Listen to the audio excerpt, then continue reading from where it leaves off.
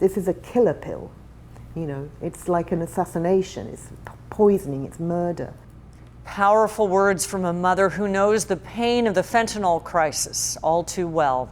On the second annual National Fentanyl Awareness Day, ABC 10 News reporter Ryan Hill sits down with the Encinitas woman who lost her son to the dangerous drug, and he's joining us now live in studio tonight. Ryan? Yeah, Kimberly, Yolanda Snaith tells me that her journey has been tough, and she feels more hopeful about curbing this crisis with more efforts to bring awareness. He had an amazing laugh. It was like everybody said, you know, he had the most, even since he was little, his laugh was just so infectious. Yolanda Snaith says her son Alexander loved skateboarding, making music, and all of his little habits stood out to Mom. He had this little habit of twiddling his hair. He'd kind of get a bit of hair and he'd sort of do this with it, you know, just when he was watching television or, you know. Snaith tells me this kind and caring 21-year-old man passed on a Sunday morning not too long after his birthday in 2020. I think it was an oxycodone pill that was laced with fentanyl, and he was sitting on the bed, kind of slumped over,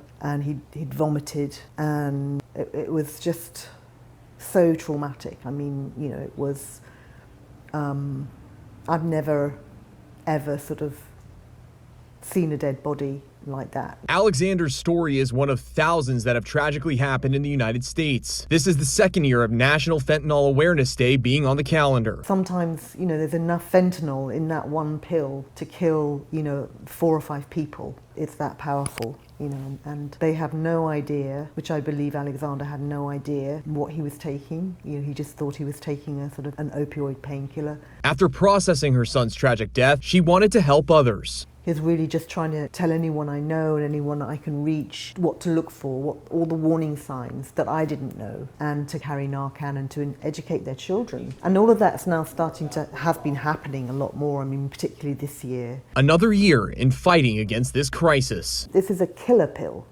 You know, it's like an assassination, it's poisoning, it's murder. The National Fentanyl Awareness Day's website has some pretty staggering information attributed to the CDC. It states fentanyl is involved in more deaths of Americans under 50, more than any other cause of death. That includes heart disease, cancer, and any other types of accidents. Reporting live here in the studio, Ryan Hill, ABC 10 News.